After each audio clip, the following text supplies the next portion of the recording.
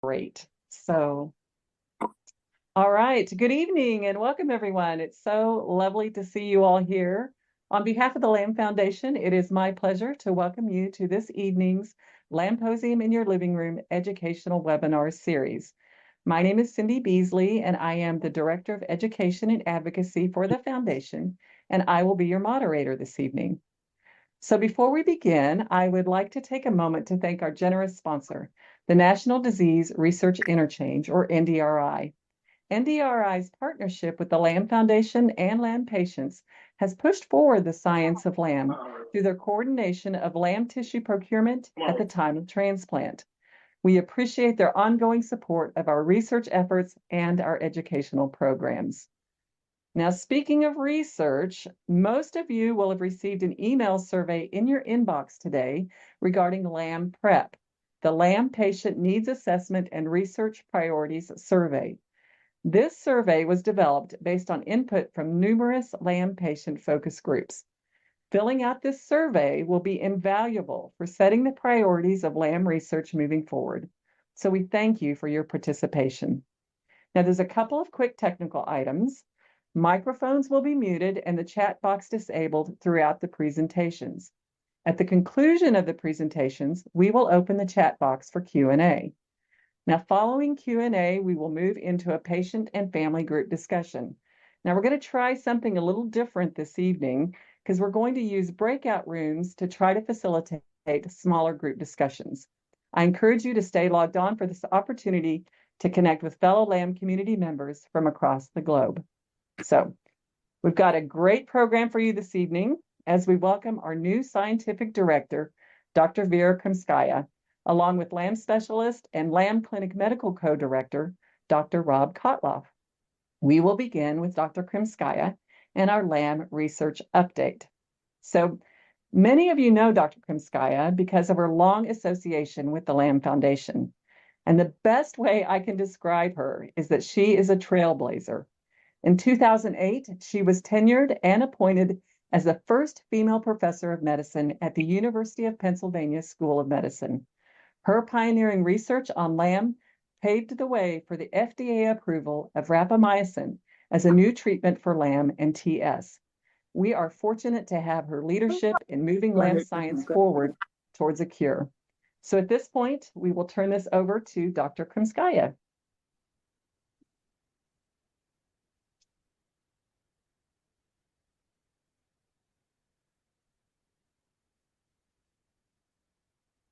Good evening. Thank you, Cindy, for introduction. It's a great pleasure tonight to speak to you, LAM patients. I'm very proud to be in this unique position. Over 20 years ago, I started my research career working in LAM research. And I couldn't imagine that I will be speaking now as a scientific director of the LAM Foundation.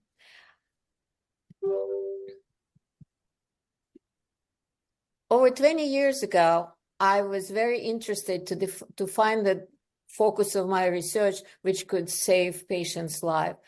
And I was studying pathway, which called mTOR pathway. And here's the image of that. And that pathway specific was in a key regulation of cell growth and proliferation. Then I learned about this rare disease LAM, which affects only women of childbearing age.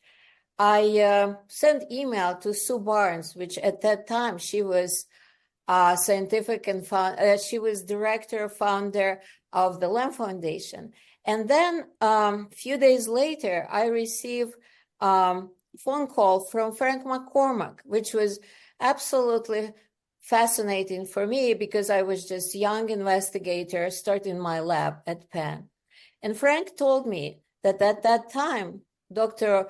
Lisa Hanske discovered the function of the gene, but the genetic base of the disease, but it wasn't clear what that gene does. And we were very lucky at that time to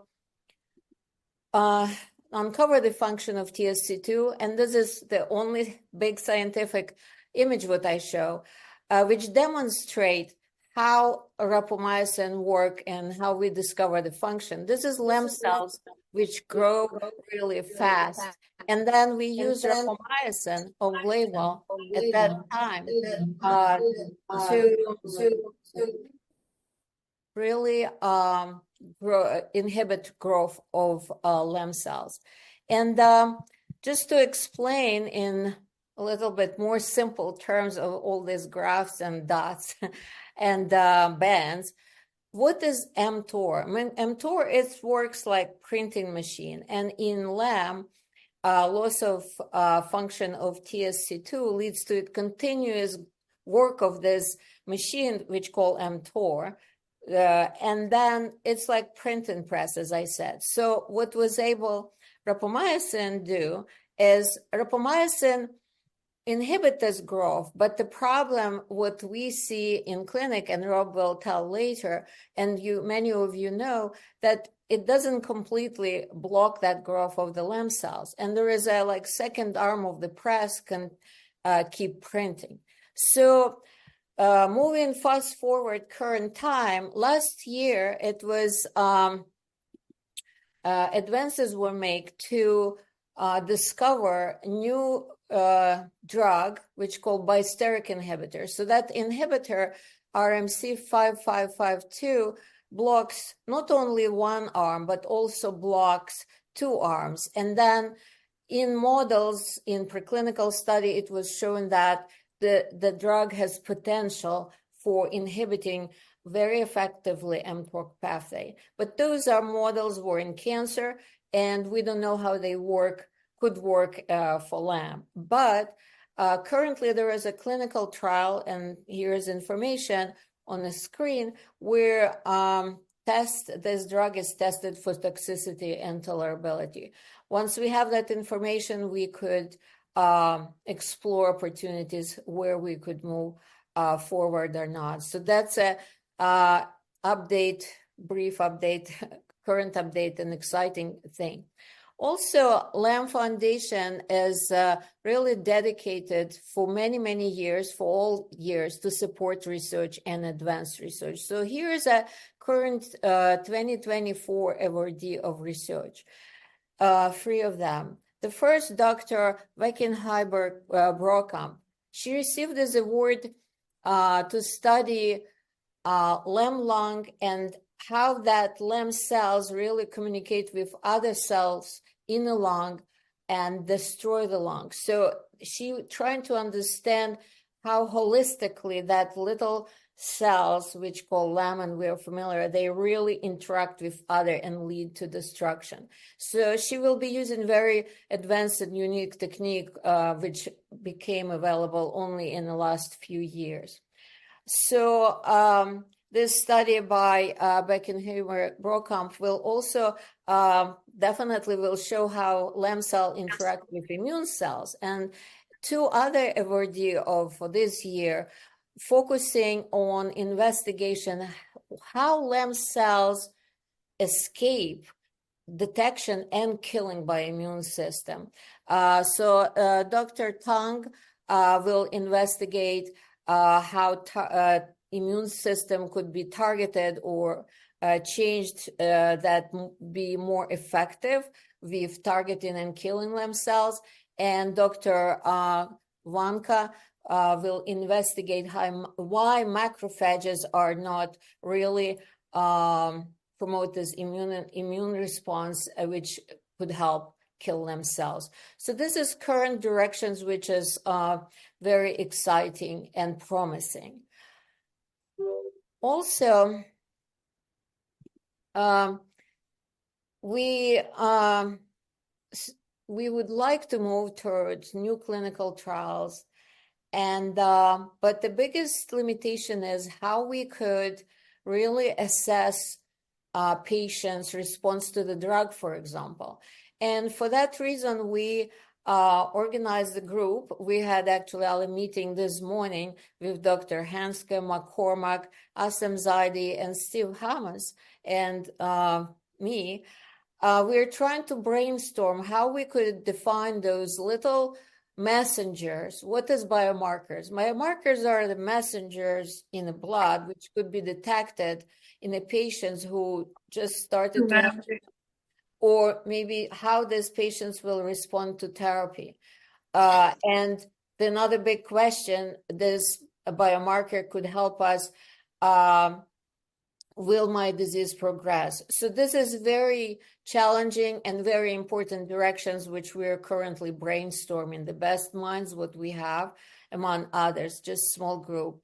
And this task force really working tirelessly to understand and develop this direction, which will help us to move forward.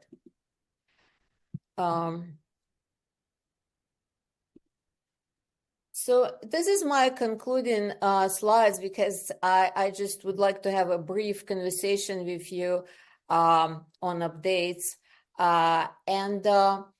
So when we started over 20 years ago, trying to find the treatment for LAM patients, which I met, and first of them was Madeline Nolan, which I met on my way to my first LAMposium, which is unforgettable experience for me, who are scientists, and meeting the patients who really, really opened my eyes on the needs of the patients and how critical it is.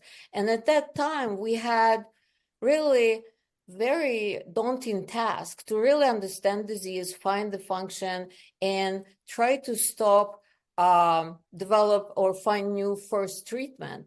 And at that time, the question patient was asked, if when I diagnosed, can I see all my children graduated from school? And that time, the our mentality was discovery, just discovery.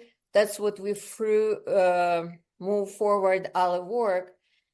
And now, over 20 years later, we have a progress, and LAM Foundation makes significant progress, which is serve as a model to many rare diseases.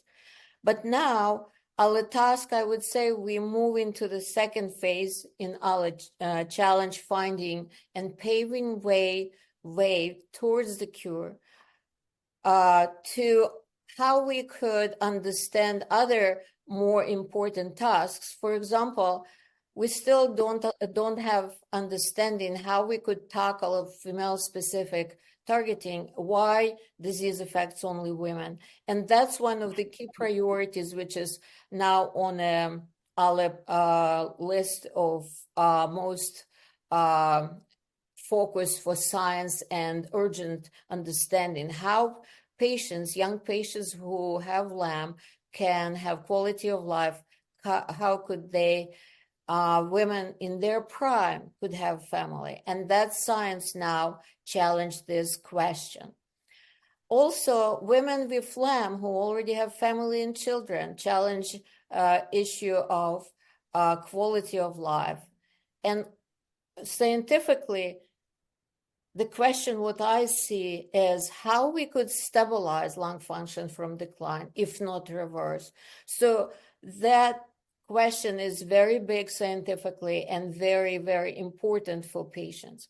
So to conclude, I would like to assure you that every day LAM Foundation, LAM researchers, and clinicians working tirelessly to find better way to treat and find the path to find new treatment for LAM. And we all together in this mission, LAM patients, clinicians, scientists, and the foundation. And I'm very, very proud to be in this position and have your trust and support moving forward. Thank you. Thank you so much, Vera. We are so thrilled and happy to have you leading the helm and pushing us through and providing a roadmap for research. So thank you so much. In keeping with that spirit of the power of LAM research and its amazing results that we've seen, it is my pleasure to introduce to you Dr. Rob Kotloff. Dr. Kotloff is Professor of Clinical Medicine and Co-Director of the LAM Clinic at the University of Pennsylvania Medical Center. He has authored over 130 peer-reviewed articles, reviews, editorials, and book chapters, and has edited or co-edited 7 books, and monographs. Dr. Kotloff was a founding member of the Penn Lung Transplant Program and has worked in the field of lung transplantation for over 30 years. In addition to his extensive experience in lung transplantation, Dr. Kotloff has special expertise in the evaluation and management of patients with interstitial lung disease, LAM, and other cystic lung diseases. He also maintains an active interest in general pulmonary medicine and in particular in evaluating patients with complex pulmonary disorders. So we're excited to have him here this evening, and I will turn this next part of our presentation over to him. Thank you. Thank you, Cindy. Let me see if I can share my screen successfully here. Can you see my slides? Yes, we can. Okay. So I wanted to thank you for inviting me to speak tonight. I gave a similar talk, I think about 5 years ago, and was asked to update it. And there's actually a lot that's happened in the past 5 years. So really what I want to do is provide you with an overview of rapamycin, and you'll see in a minute why I subtitle this from fruit flies to Easter Island and Maya. So in terms of the goals of the talk, they are threefold. The first thing I want to do is pick up on something that Vera talked about and give you a little bit of a basic understanding of the genetics of LAM and how we came about choosing rapamycin as a potentially ideal drug to treat the disease. So in order to understand why we chose the drug, you need to understand a little bit about the biology of the disease. The second is we're going to focus on rapamycin and talk about its proven benefits and also the side effects that we've come to recognize as well.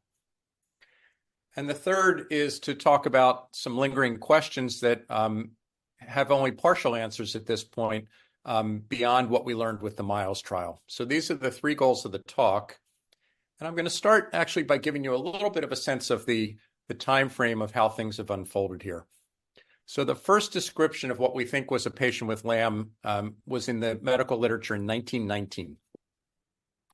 It wasn't until about 50 years later that another article appeared that actually discussed more than a single patient. It's called a case series, and that just means that a physician or physicians were publishing a description of more than one patient with this disease. So over a 50-year period of time, we went from a single case report to a case series, but really no understanding of the disease itself. A major event occurred in 1995, and it had nothing to do with medical advances or basic science advances and everything to do with a very determined mother. What happened was that Andrea Burns, who's shown here back in an earlier picture, was diagnosed with LAM. She actually presented with pneumothoraces.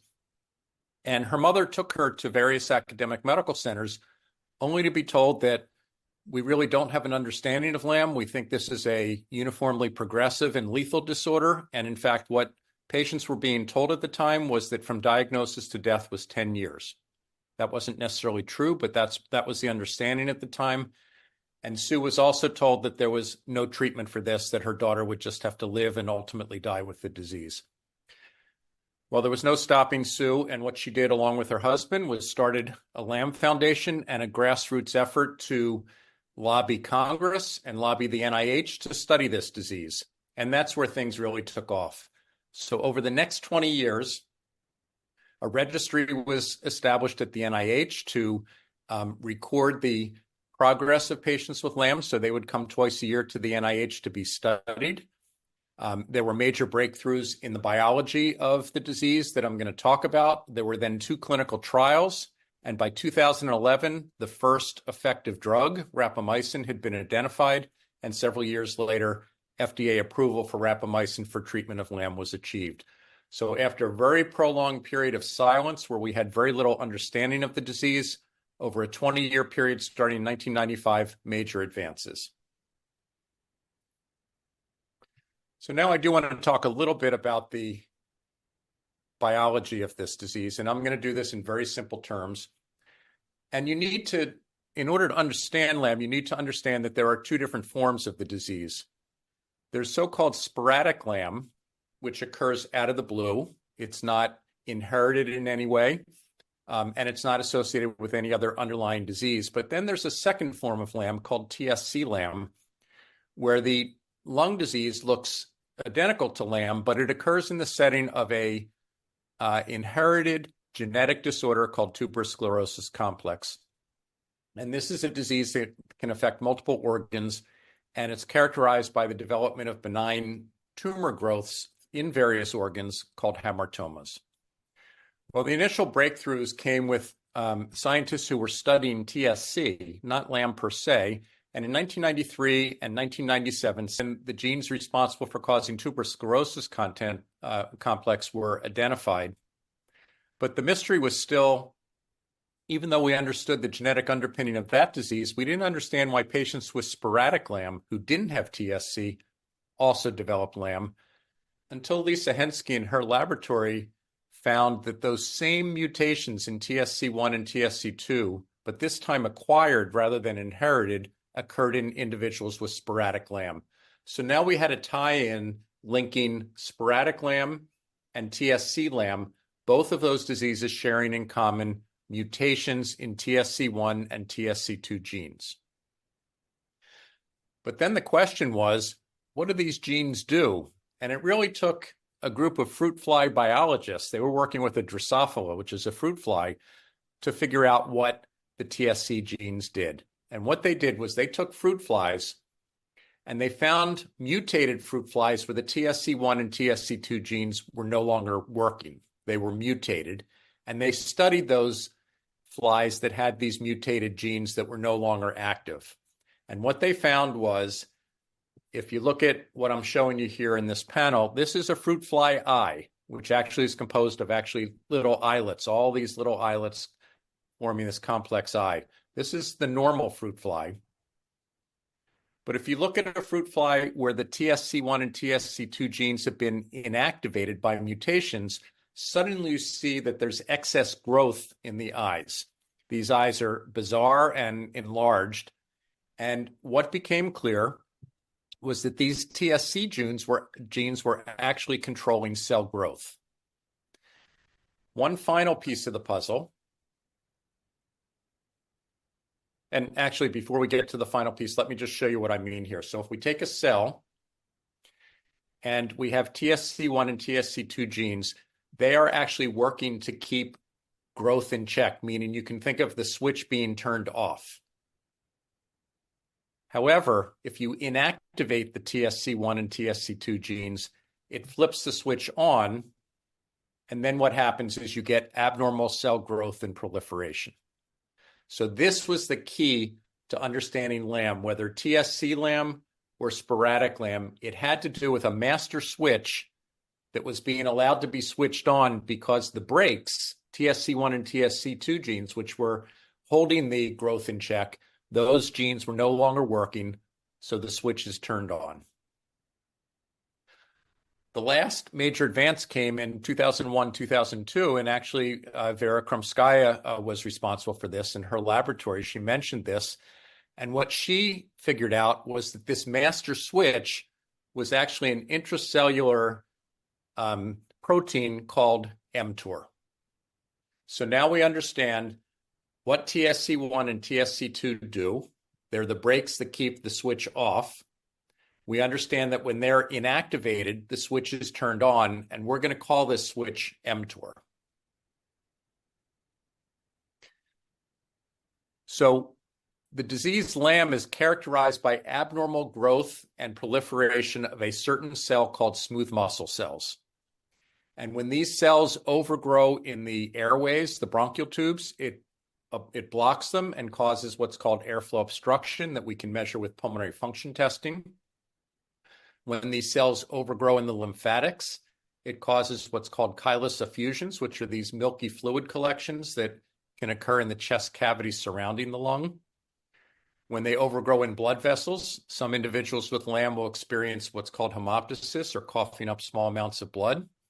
And finally, in the kidneys, the one manifestation outside the lungs, the overgrowth of smooth muscle cells causes this benign tumor called angiomyolipomas, or AMLs. Just to remind you, this is a characteristic appearance of what the lung looks like in an individual with LAM. You see all of these holes, or what we call cysts, that have developed in the lungs. And one thing I haven't explained to you is why the overgrowth of smooth muscle cells would actually cause these cysts. That's not totally clear, but there is at least one theory, which is that when these LAM cells overgrow, it's not the cells themselves that cause the cysts, but they secrete these digestive proteins. We're going to call them MMPs. And these digestive proteins actually cause destruction of the lung in the form of creating these holes or cysts. So it still all falls back on the notion that you have overgrowth of these smooth muscle cells. And this is just an image of what angiomyolipomas of the kidney look like. Here's a kidney here, and you see these dark spots. These dark spots are fat. Here's another kidney here, and you see these dark spots. Angiomyolipomas are characterized by fat-containing tumors, and we can tell just by their appearance on a CAT scan that an individual has an AML. This panel on the right shows the extreme example of an AML, where basically the entire kidney is now massive in size and is almost fully replaced by fat. This is an individual where you could actually feel the kidneys just by palpating the abdominal wall. That's how big the kidneys have become. So how does all this tie in with rapamycin? Well, let me tell you just real briefly the story of rapamycin. This is actually a naturally occurring substance. It's produced by a bacteria called Streptomyces hygroscopicus. And this bacteria was discovered on Easter Island, which you may or may not know is named by the indigenous population as Rapa Nui. Because the substance was identified on Easter Island or Rapa Nui, it acquired the name rapamycin. That's where the Rapa comes from. And actually, it was initially developed because it had properties as an antifungal agent, meaning it was thought that this was going to be a drug that could treat fungal infections. But it was actually subsequently found to have immunosuppressive properties. It suppresses the immune system. And actually, it was initially FDA approved as an anti-rejection drug to treat or prevent organ rejection after solid organ transplant like lung or liver or kidney transplant. But the mechanism of action of rapamycin is that it inhibits mTOR, and by inhibiting mTOR, it inhibits growth and division of cells. So I just told you that LAM is a disease characterized by, let me get to the next slide here, by dysregulation of mTOR, meaning that if you knock out these genes, TSC1 and TSC2, which is what characterizes LAM, then what it does is it flips this mTOR switch on and creates a situation where you have this unchecked and unregulated growth and proliferation of cells. But what rapamycin does is it turns that switch off. So it seems, at least in theory, to be the ideal drug to test to see if it works in LAM. And after some animal experiments suggested that, in fact, it would work, the first trial that was done in humans was not to study the effects of rapamycin on the lung, but to look to see if it would shrink AMLs of the kidney. The reason that was chosen was because kidneys are easily imaged, so you could get your answer very easily by doing a CAT scan before and after you treated the patient, and because it was thought that the effects would be relatively quick, so you wouldn't have to wait a year or 2 years or 5 years to see the effects. You could put a patient on the drug and then re-image them and see if there was a response. And I'm going to show you one example here. This is from the trial that was done, spearheaded in Cincinnati by Frank McCormick. And if you look at this kidney, here's the kidney here. You can see an arrow pointing to a dark spot here, and you can see an arrow pointing to a dark spot here. This is before the patient was treated with rapamycin. This is after. Here's the arrow pointing to the fact that there is no fatty tumor here anymore, and the same if we look at this arrow. So what has happened is that these tumors have regressed under the influence of rapamycin. So this was proof of concept that rapamycin seemed to hold that abnormal proliferation and cell growth in check. And this graph is just showing that during the time, this is showing a group of patients, each one is represented by a line, showing the size of their AML. During the time they were treated, you can see all the lines are slanting down because that meant that the size of the AMLs were decreasing. But you can also see that when rapamycin was stopped at 12 months, the lines start pointing up again because the tumors just regrew. So it drove home the point that the drug was only going to be effective as long as the individual was taking it. So that emboldened Frank and other clinicians and scientists to say, well, if it works on AMLs, let's see if it actually works on the lung, because that's really what we care about here. It's the lung that is potentially lethal in terms of the effects of the disease. So what was done was the so-called MILES trial. And it was a hard trial to enroll in. First of all, this is a rare disease, so there aren't a lot of individuals with the disease. The second issue was that because the drug was available even outside the trial, a lot of women were choosing to go on the drug rather than participate in the trial. So it really took a long time to get a number of very intrepid and bold and courageous women to enroll in this trial. And what was done, first of all, you had to have an FEV1, which is one of the markers we look at on pulmonary function testing. That marker had to be less than 70%. So we weren't looking at patients with very mild disease. We were looking at individuals who had pretty significant lung impairment to start with. And they were randomized to either get a placebo or to get rapamycin. And they were followed for a year.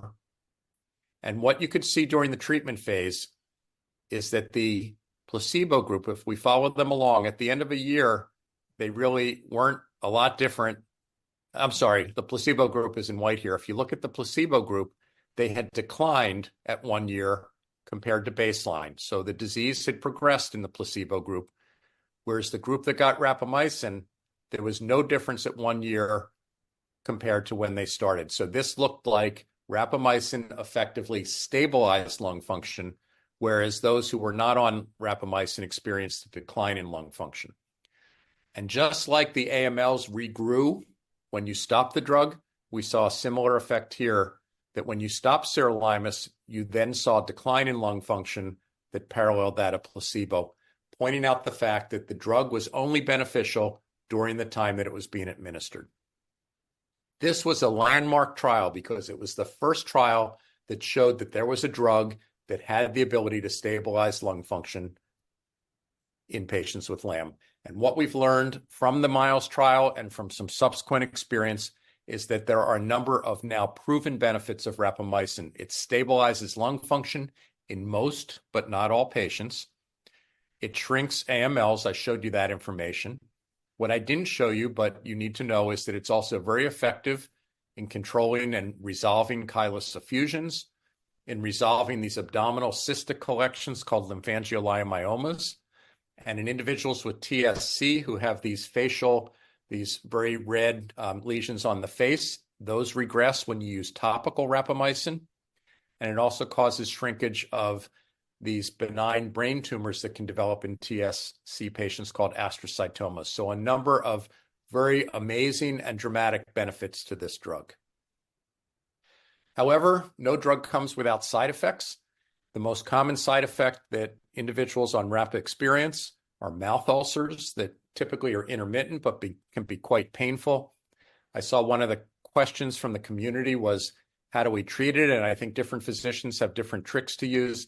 What I found to be most effective is actually topical forms of steroid, either as a mouthwash or as sort of a paste that you can put on the mouth ulcers, and that tends to promote healing much more quickly than if you didn't treat them. A second issue that comes up very commonly is that rapamycin elevates cholesterol. It has nothing to do with an individual's diet and everything to do with a direct effect of the drug on cholesterol metabolism. And a lot of women will develop elevated cholesterol levels. However, the knee-jerk reaction should not be to put that individual on a statin to lower the cholesterol, because most women, if you calculate their risk of cardiovascular disease, have a very low risk. And we only use a statin if we feel that that individual with the elevated cholesterol has a high risk of developing a heart problem or a stroke. And if they're at low risk, we will tolerate the high cholesterol levels without actually treating it. Two other very quick nuisance side effects. Some individuals can develop rashes that look very much like acne, and swelling of the ankles is another common side effect. I was asked about effects on gynecologic effects, and there are two effects that have been observed. And what we're looking at here, just to explain, this is actually from the Miles trial. And we're looking at the frequency of developing either irregular or absent menses. And you can see that in the placebo group, somewhere around 15% of individuals noted that, but in the group that received rapamycin, up to 50% of women experienced changes in their menses. The other gynecologic side effect that has been observed has been ovarian cysts. Again, if we compare the placebo group to the group that received rapamycin, a much higher incidence of ovarian cysts in the group receiving the drug. So we now recognize this as a side effect of the drug. There's a black box warning on rapamycin. In fact, if any of you open up the pamphlet that comes with rapamycin, you'd probably be scared off from taking it. But fortunately, most of the things that are described rarely occur. But I will mention that when we were using rapamycin as an anti-rejection drug after lung transplant, so we were starting it when we did a lung transplant, what was observed was that rapamycin impaired the ability of this connection, the bronchial tube connection that's done. It impaired the ability of that connection to heal, and these airways would fall away and what's called dehiscence, they would peel apart, and that would be a fatal complication. So basically, there's a black box warning that says this drug is not to be used in individuals undergoing lung transplant, at least until that airway has healed. And just quickly, what that has meant was initially, when lung transplant programs put patients with LAM on the wait list, they would tell them to stop their rapamycin. Now, since waiting times can be 1 year and beyond, that's not such a good thing, because now you have a year where that patient is no longer on Rapa and can experience accelerated decline in lung function. What we've since come to accept is that if we stop Rapa at the time of transplant, and I'm showing you on this little graph here, the Rapa levels will rapidly decline such that by about 6 days out, those levels are undetectable, and that's the critical healing phase for that airway. So we now feel it's perfectly acceptable to stop Rapa at the time of transplant rather than stopping it at the time a patient is put on the waiting list. Some programs insist on switching patients to everolimus while they're on the waiting list, simply because that drug washes out much more quickly when you stop it than does rapamycin. But the point is, a transplant program should no longer be telling an individual that they have to stop the drug at the time that they're listed.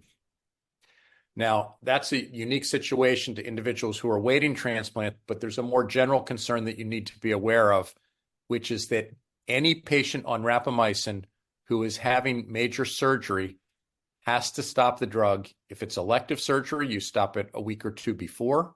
If it's emergent surgery, you stop it the day of the surgery, because rapamycin impairs wound healing. And if you continue the drug after major surgery, you run the risk that the surgical wounds will not heal properly.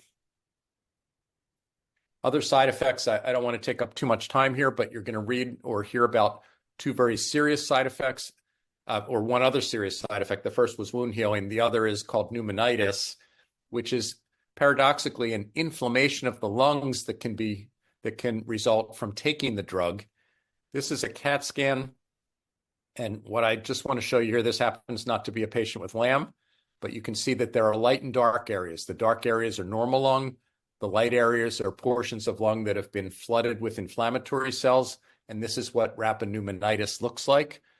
The point here that you need to understand is that if you're on rapamycin and you develop a prolonged cough and fever, that's something that your clinician, your caregivers need to know about, because they would want to image you with a chest x-ray or a CAT scan. And if there was evidence of pneumonitis, they would have to immediately stop the drug and put you on prednisone to relieve the inflammation. Fortunately, this has proven to be exceedingly uncommon in the LAM population. Finally, I mentioned to you that Rapa was initially FDA approved as an immunosuppressive drug to prevent organ rejection after lung transplant. So if we suppress the immune system, aren't we going to see a lot of infections as side effects? And it ends up that hasn't been the case, that when Rapa is used alone, as opposed to an organ transplant patient who's on 3 immunosuppressive drugs, if you just use Rapa alone, we have not detected a signal of increased infection rates and in the Miles trial, for example, there was no difference between the treatment and the placebo group in terms of incidence of infections. So you do not have to worry about being vulnerable to infections when you're on rapamycin. There are a whole host of drug interactions that can occur with rapamycin. So anytime anybody wants to put you on an additional drug, it's wise to run that by your LAM clinician. I've listed a number of drugs that interact, but I'm going to mention two interactions. One is not a drug, but it's grapefruit juice. And if you're on Rapa, you should have been told that you should not drink grapefruit juice. You can drink any other citrus drink you want, but for some reason, grapefruit juice markedly elevates rapamycin levels in the bloodstream. The other that has become very relevant is that if you develop COVID and your physician wants to put you on Paxlovid, there's a very strong interaction between Paxlovid and Rapa, such that the Rapa has to be held during the 5 days that you are on Paxlovid. And I typically tell patients for an additional 5 days after they stop Paxlovid to continue to hold Rapa. So just to summarize, and then I will very quickly go through some questions that are only partially answered, but to date, there are numerous proven benefits of rapamycin. It's really been a major advance in the treatment of this disease that previously had no treatment. And despite many potential side effects, it's generally well tolerated.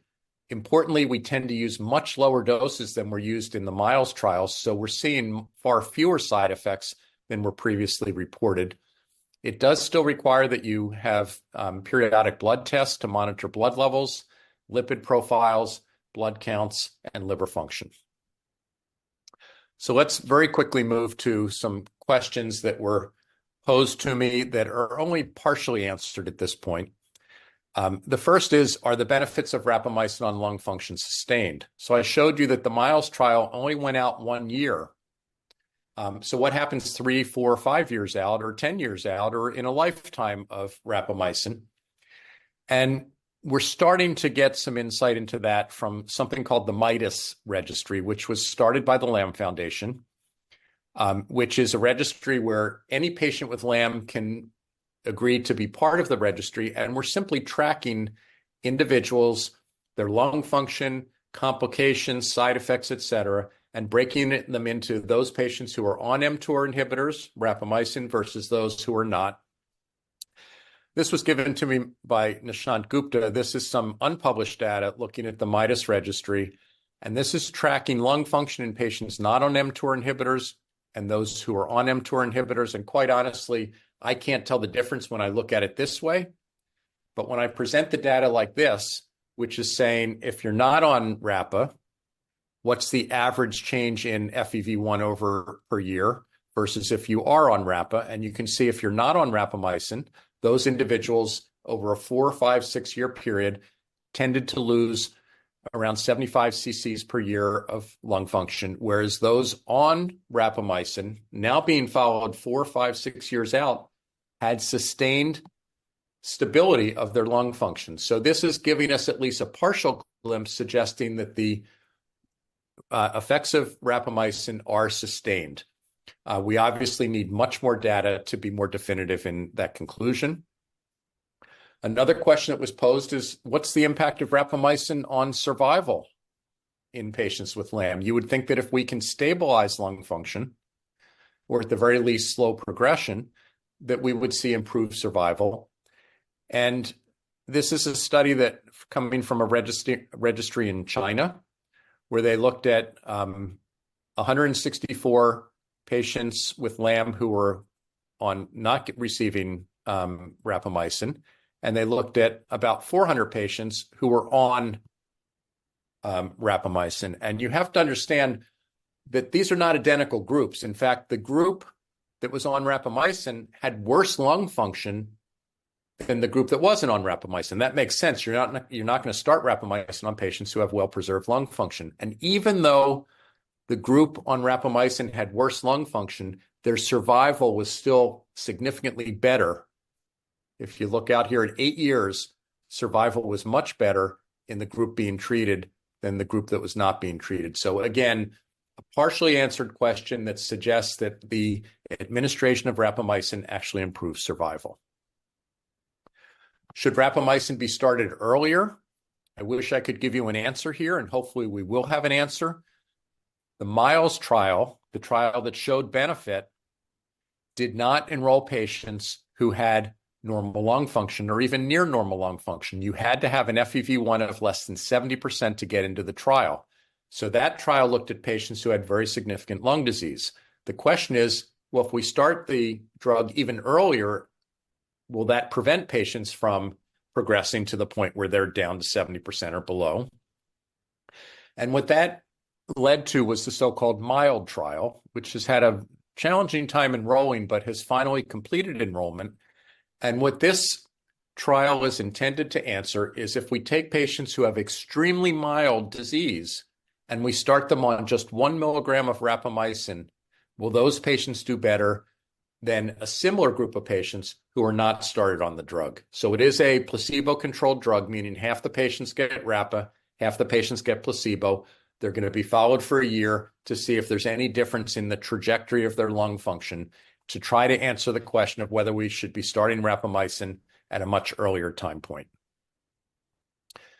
I'm going to skip this just for the sake of time and answer or attempt to answer a question that comes up all the time.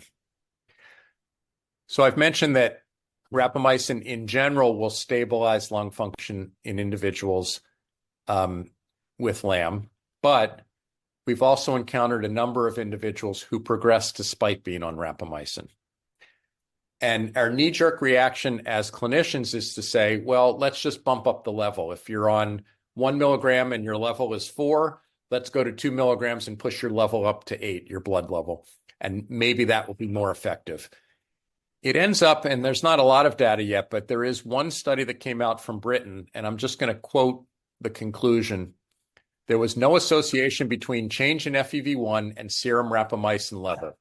Our findings would be consistent with the idea that serum levels of greater than 2 are sufficient to treat progressive lung disease in most women with LAM. So this is some very preliminary data, and it actually reinforces my experience, which is that the only thing you get out of pushing rapamycin levels to higher levels is side effects. There's not a lot of data that you get more benefit at higher levels than you do at lower levels. A new indication for rapamycin is in women who have had recurrent pneumothoraces. There is some data, and I'm going to just quickly show you 2 studies that suggested that women who were experiencing pneumothoraces, not responding to conventional therapy with a pleurodesis procedure, if you put them on rapamycin, it seems to diminish the likelihood of developing another pneumothorax. So I'm going to show you first, this is one study where this is a group of patients who, if we start here, they had their initial pneumothorax, and over time, there's my pointer, over 5 years, the frequency of recurrent pneumothoraces was over 50% in this group. So more than half of the patients experienced a recurrent pneumothorax after the initial one, whereas if after the initial pneumothorax patients were put on rapamycin, the recurrence rate was only about 10%. That's one study. This is a second study. This is really just a case series of 5 different patients who were described. The blue dot is their first pneumothorax. The red dots signify recurrent pneumothoraces. So, for example, this patient, after an initial pneumothorax, had 5 recurrences, but then once started on sirolimus, those recurrences stopped. The only time that recurrences were seen, there were 2 patients who had recurrences, one because they stopped taking their rapamycin, and the other because they were started on drugs that reduced the level of rapamycin in their bloodstream to undetectable levels. So it's as if the rapamycin was stopped. In those 2 cases, pneumothoraces recurred, but in all the other cases, no recurrence. So we are starting to use rapamycin to diminish the risk of pneumothorax, although this is by no means fully proven yet. I'm going to run through the rest of the slides because I do want to give you a couple minutes for other questions, but hopefully I'm answering a number of your questions with these slides. A question that has come up, particularly during the COVID period, was if rapamycin is immunosuppressive, isn't it going to affect my response to vaccines? Isn't it going to blunt the response to vaccines? And paradoxically, it does not. This is just one such study proving that. These are individuals who got 2 doses of the COVID vaccine, and then they had antibodies measured. So after the COVID vaccines, you're supposed to mount a detectable antibody response. And if you look at the control group of individuals, most of them mounted a response. There were 5 individuals who had very flat responses. If you looked at the rapamycin or sirolimus group, it was virtually identical. So the notion that rapamycin impairs vaccine response rates has been disproven, and there is absolutely no reason to interrupt the administration of rapamycin before getting vaccinated. Another common question that comes up is, if I'm on rapamycin, is that going to increase my risk if I get COVID that I'm going to have a serious infection? This is the only study I'm aware of that tried to answer that. This was a study where they looked internationally and identified 99 individuals with LAM who had developed COVID infections. And they broke that down into the group that was on rapamycin and the group that was not on rapamycin. And you have to keep in mind, these were not equivalent groups. If you're on rapamycin, that likely means you have more severe disease than individuals not on rapamycin. And you can see by the FEV1 lung function that if you were being treated with rapamycin, your average lung function was around 66% of normal. If you weren't on rapamycin, you were likely to have normal lung function. But if you look down further, what we learned was if you develop COVID and you're on rapamycin, you are much more likely to end up in the hospital. 43% of those individuals hospitalized versus 19% not. But it's not clear that that's because you were on rapamycin. It's more likely that you started out with very abnormal lung function and now took a hit from COVID and that landed you in the hospital. But if we look at more serious outcomes, like the need to go on a ventilator, there was no difference. There were only 2 patients in the RAPA group who required a ventilator, and there was only 1 patient out of 47 who died in the RAPA group compared to no patients in the sirolimus group. This is not statistically significant. So the take-home message here is that, yes, patients on rapamycin who get COVID are more likely to end up with serious infections, probably not because of the rapamycin, and probably much more likely because they have compromised lung function starting out. The last point I'm going to make, and then I'm going to conclude here, is something that Vera commented on, which is, I'm going to go back to my little model here showing you that TSC and TSC1 and TSC2 basically put the brakes on mTOR and keep that switch off. But if TSC1 and TSC2 are not working, which is what happens with LAM, the brake is released and the switch goes on and you get this unchecked cell growth and proliferation. And we talked about if we add rapamycin, that would flip the switch back off. But it ends up that it actually doesn't completely flip the switch off. And I would think of it more as it dims the switch rather than it completely shuts off the pathway, as Vera showed you. And why is that? It ends up that there are actually 2 switches. There's this mTOR binding site that rapamycin binds to. That's one switch. But there's a second binding site that also is involved in shutting down the mTOR pathway. And if we just use rapamycin, we're only turning one switch off. These new so-called bisteric mTOR inhibitors are these drugs that have been manufactured to bind not only to the RAPA site, but to the second site. And by binding to both of these sites simultaneously, they turn both switches off. And they seem to be much more effective in shutting down the mTOR pathway than using RAPA alone. So what are we going to see in the near future? We're likely going to see clinical trials, first in cancer, because cancer is also under the influence of mTOR. So there are going to be cancer trials using these drugs. And then likely we will see a trial in LAM to see if it's more effective than rapamycin. I've gone over my time here. I just thought I would end with a little bit of a smile here, which is rapamycin has caught on in the general population. You may or may not be aware that there are studies that show that it seems to be an anti-aging agent. This has nothing to do with LAM. There's a book that's been on the New York Times bestseller list for almost a year now.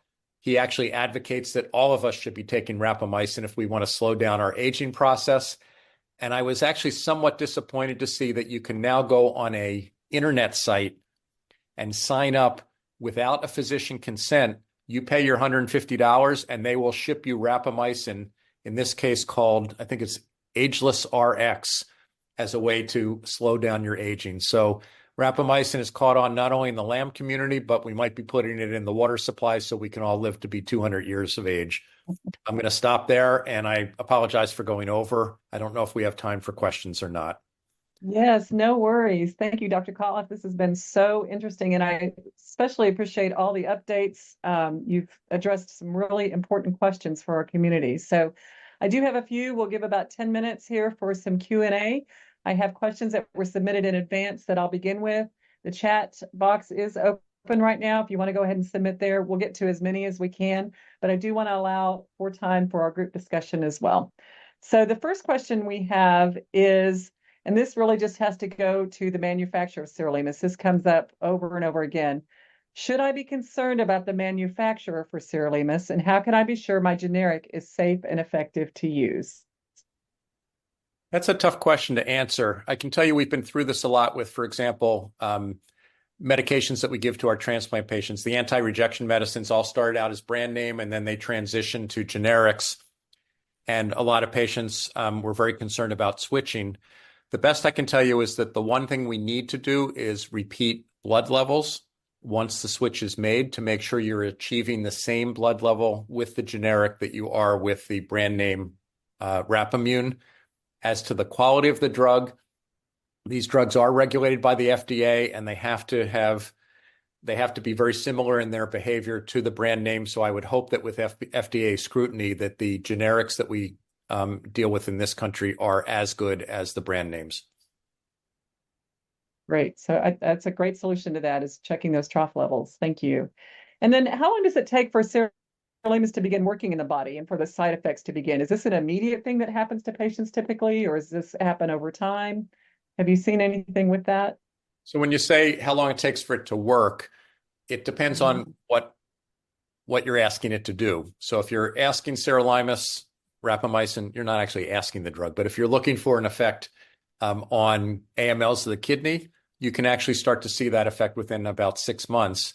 If you're looking for effects on lung function, basically you're looking over several years to see if it's actually changing the slope of what was previously decline in lung function. So that's certainly not an immediate effect. The only relatively immediate effect I know of is with chylous pleural effusions. Usually within several weeks of starting rapamycin, those effusions will dry up. In terms of side effects, they can occur, for example, mouth ulcers can occur within days to weeks of starting the drug. Once you have a therapeutic level in the bloodstream, you can start to experience side effects. Great, thank you. I've got one here in the chat box that says, are there any thoughts regarding postmenopausal women continuing with rapamycin? Do we look at hormones and its impact with rapamycin or not? So I don't want to give the wrong answer here, because I know, for example, Nishant Gupta has been very interested in the interplay between menopause and LAM, but I will make one observation that came out from the Miles trial and from others as well, which is that for individuals who are experiencing decline in lung function, that decline clearly slows after menopause. And these are untreated individuals. So menopause, as estrogen levels drop precipitously after menopause, that also results in slowing of the disease. As to whether you should stop RAPA after menopause, that's a question that I really don't want to answer, except to say that I don't think that's anybody's practice right now. Right, thank you. You also mentioned some of the typical side effects that are there. There have been some rumors out there in the LAM community that rapamycin may cause mental decline. And there was a study that someone had sirolimus-induced toxic optic neuropathy. How fearful should we be of these side effect rumors, if you are, that are out there? And is there a way for us to determine whether those are really legit? I'm not sure how to approach this as a LAM patient. So first of all, I'd be interested to see the what sounds like a case report of optic neuritis or some sort of optic complication. The best I can tell you is that, first of all, the MILES trial gave us insight into what the more common side effects are. And since that time, the registries that are being kept are also looking at side effects. The side effect that you mentioned, the two, mental decline and optic complication, are two side effects I have not encountered and have not seen in the literature. So if they do occur, I suspect they are exceedingly rare. Okay, thank you. And then some people have severe problems with GI issues. Do you have any recommendation for anybody who's on sirolimus that might have GI issues? I'd have to know a little bit more. So diarrhea, for example, might be one thing that can occur, and usually something as simple as taking Imodium can help with that. The other point I would make about this is that we are using far lower dosing of sirolimus or Rapa than we were in the past. So many individuals are just on 1 milligram of Rapamycin daily, and on that dose, we are seeing far fewer side effects. So if you are having side effects on the drug and you're on a higher dose, you may want to talk to your caregiver about whether the dose could be adjusted and dropped a bit. Great, thank you. And then has there ever been any discussion, or is there any availability of sirolimus through an inhaler or through another way to take it besides orally? So I know there's a company that a couple of years ago had approached me and others in the LAM community about a clinical trial of an inhaled form of sirolimus. I don't know what happened with that trial, but I can tell you my concern with the trial would be whether you get adequate penetrance into the lung tissue itself. We tried this with lung transplant. There's a immunosuppressive drug called cyclosporin that was the main drug we used to prevent rejection after lung transplant. And a company came up with the idea of, rather than giving it by pill where we get all these side effects, why not just inhale it and see if we can get the same outcomes? Not that you want to extrapolate from one situation to another, but that proved to be a negative trial. It was not effective. And my concern with any inhaled drug is that it gives you very high concentrations in the bronchial tubes, but not necessarily in the lung itself, the meat of the lung. And I worry that it would not have the effect that you would desire in terms of decreasing proliferation of the smooth muscle cells. Okay, thank you. And then I know you covered this somewhat in your talk, but this is a question that comes up a lot. Can you explain to us, is there any difference between everolimus and sirolimus? Let's just reinforce this. And is one better than the other? Is there any time that someone would be recommended to be on everolimus as opposed to sirolimus? There's some confusion about that. So sirolimus is the drug of choice in the United States. It was the drug that was tested in the MILES trial, and it's the drug that we have the most experience with. Everolimus is a close cousin. It works in the same way. It's an mTOR inhibitor, and it's a little bit more popular in Europe and outside the States than it is here in this country. And there's a little less experience with it, but the clinical trials that have been done with everolimus suggest that it is as effective as sirolimus. So in terms of benefit, I don't have major concerns. I would just say that we have much more experience with sirolimus. The one advantage to everolimus that I'm aware of is that it has a shorter half-life. And that means that if you stop the drug, it takes less time for it to wash out than if you're on sirolimus. So for example, if you're having surgery, getting back to that transplant issue, why do we switch patients from sirolimus to everolimus if they're waiting for a lung transplant? Because if they're on everolimus, the drug will wash out in about 3 days. If they're on sirolimus, it can take 6 days or even up to 10 days to get all the drug out of their bloodstream. So the only real advantage I'm aware of is the short half-life of everolimus. Okay, great. Thank you. And then do you know whatever happened to the study that combined Rapa and resveratrol? Will anything come of that, or yeah? I don't know if Vera, if you're aware, that was a clinical trial, but I never heard any results of that. Right. And yes. All right. You mentioned that grapefruit is to be avoided. Are there any other foods or supplements that we should avoid when taking sirolimus? No, the only food substance would be grapefruit juice. The one other food that you'll hear about with lamb in general that has gotten a bad reputation is soy products. I don't know if our community is aware of that, but soy products have an estrogen-like substance in them. So there is some concern that if you're someone who's a tofu addict, that you can potentially be taking in the equivalent of exogenous estrogen, and that's to be avoided, but anything in moderation. So it doesn't mean you can't have soy products. It just means you shouldn't have excessive soy in your diet. Okay, great. Well, I noticed that we have a lot of questions in our chat box and we don't have as much time as I'd love to have.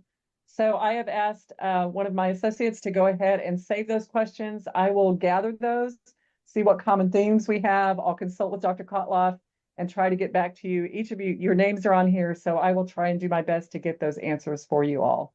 So I want to thank you both. Thank you, Dr. Krymskaya. Thank you, Dr. Kotloff, for being here this evening. You all have created such informative and engaging presentations for us on a topic that is so important to us, both the future of research for LAM and also the ongoing continuance of our use of sirolimus. So thank you so much. I'm going to let you all go back and enjoy your evening. For the rest of you who want to, actually, first of all, let's give a round of applause if you can. I know that's tough on Zoom, but for our speakers, we greatly appreciate your time and all that you did to inform us this evening. So at this time, we are going to go ahead and stop the recording of our webinar.